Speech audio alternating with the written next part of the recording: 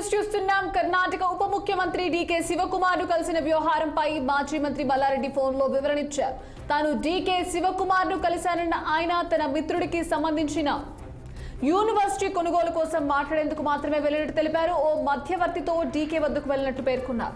అయితే పార్టీ మారుతానన్న వార్తల్లో వాస్తవం లేదన్న ఆయన ఇదంతా అసత్య ప్రచారం అని చెప్పుకొచ్చారు. తాను బీఆర్ఎస్ పార్టీని వీడనని, మరో 5 ఏళ్లు ఇదే పార్టీలో కొనసాగుతారని క్లారిటీ ఇచ్చారు. ప్రస్తుతం తన వయసు 71 ఏళ్లని, వచ్చే ఎన్నికల్లో పోటీ చేయనని స్పష్టం చేశారు. కేవలం ప్రజలకు సేవ చేస్తానని వివరించారు మల్లారెడ్డి.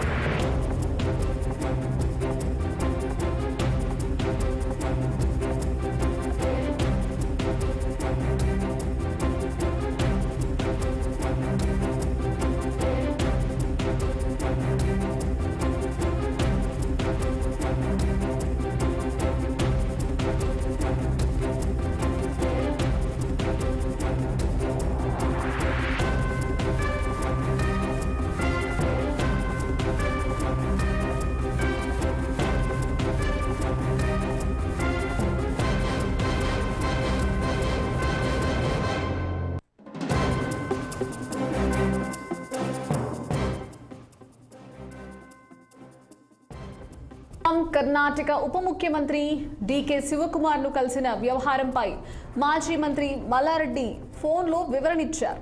తాను డీకే శివకుమార్ ను కలిశానన్న ఆయన తన మిత్రుడికి సంబంధించిన యూనివర్సిటీ కొనుగోలు కోసం మాట్లాడేందుకు మాత్రమే వెళ్లినట్టు తెలిపారు.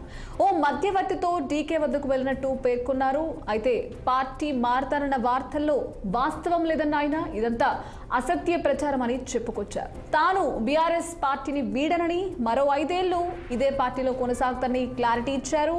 ప్రస్తుతం తన వయసు 71 ఏళ్లని, వచ్చే ఎన్నికల్లో పోటీ చేయనని స్పష్టం చేశారు. కేవలం ప్రజలకు సేవ చేస్తానని మల్లారెడ్డి వివరించారు.